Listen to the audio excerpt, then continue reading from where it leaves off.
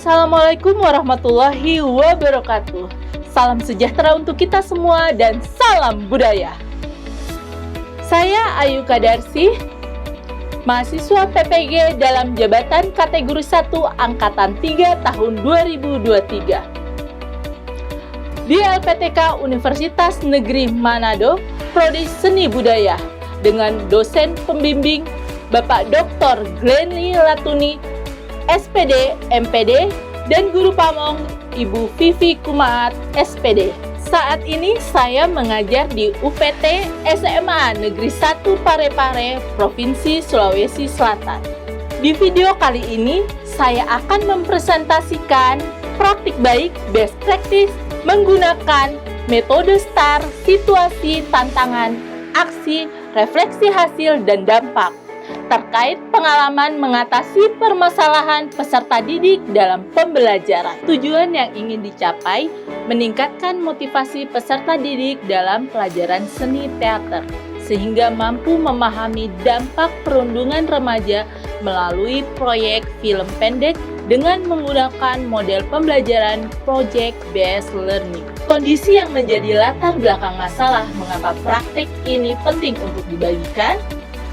Motivasi belajar siswa kelas 11 SMA Negeri 1 Parepare masih rendah pada mata pelajaran seni teater, materi film pendek. Kondisi ini dilatar belakangi oleh guru yang belum menggunakan model pembelajaran yang inovatif, yang dapat memudahkan siswa untuk memahami materi pembelajaran. Hal ini menjadi penting karena dapat meningkatkan kompetensi guru dalam menggunakan model pembelajaran inovatif. Dalam kegiatan PPG ini, peran saya sebagai guru mata pelajaran seni teater fase F di kelas 11 Cerdas 4 bertanggung jawab mencari solusi yang tepat untuk menyelesaikan masalah yang ada. Kondisi yang melatar belakangi masalah, yang pertama, peserta didik belum diberikan pengetahuan tentang seni teater. Kedua, peserta didik sulit konsentrasi saat pembelajaran berlangsung. Ketiga, model pembelajaran yang digunakan masih monoton dan konvensional. Keempat, kurangnya motivasi peserta didik terhadap pelajaran seni teater. Dan kelima, kurangnya interaksi aktif peserta didik dengan guru maupun teman sebayanya. Mengapa praktek ini penting untuk dibagikan? Praktik ini penting untuk dibagikan karena saya melihat banyaknya permasalahan yang sama saya hadapi dengan masalah yang dihadapi oleh rekan guru lainnya pada satuan pendidikan yang berbeda. Sehingga praktik ini diharapkan selain menjadi motivasi bagi saya, juga menjadi referensi dan inspirasi bagi rekan guru lainnya. Apa saja yang menjadi tantangan untuk mencapai tujuan tersebut? Yang pertama, perencanaan proyek dan masalah yang digunakan untuk merancang pemikiran dan kreativitas peserta didik. Kedua, ketersediaan sarana dan prasarana yang memadai. Ketiga, manajemen waktu dan kelompok peserta didik di dalam kelas. Keempat, membutuhkan tenaga dan peran yang lebih aktif dari guru dan menjalankan komunikasi di kelas.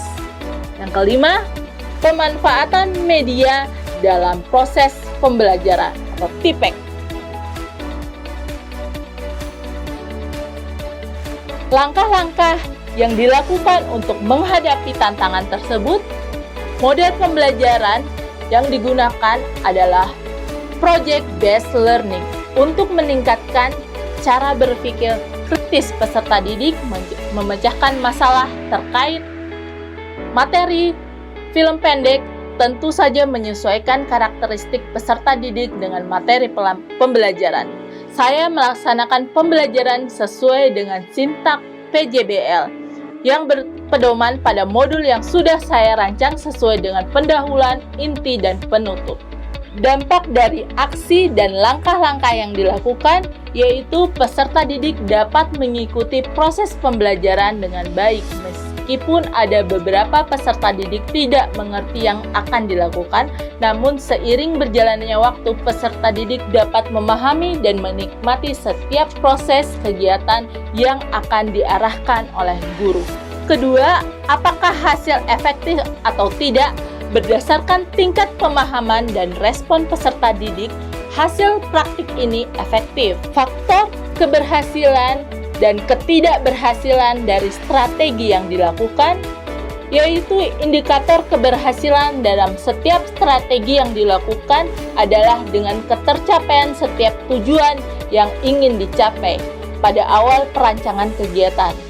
Tujuan tersebut kemudian dituangkan dalam setiap proses kegiatan pembelajaran sehingga keseluruhannya dapat dinilai berhasil atau tidak. Pada akhirnya, pembelajaran juga dilakukan refleksi sehingga guru dan peserta didik dapat bersama-sama menilai apakah kegiatan pembelajaran pada pertemuan tersebut berhasil atau tidak.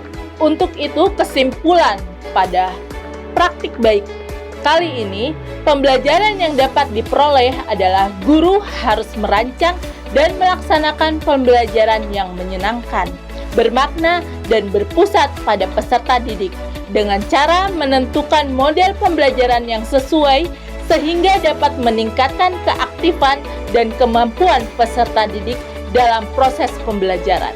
Demikian hasil best practice yang saya sudah presentasikan, semoga bermanfaat.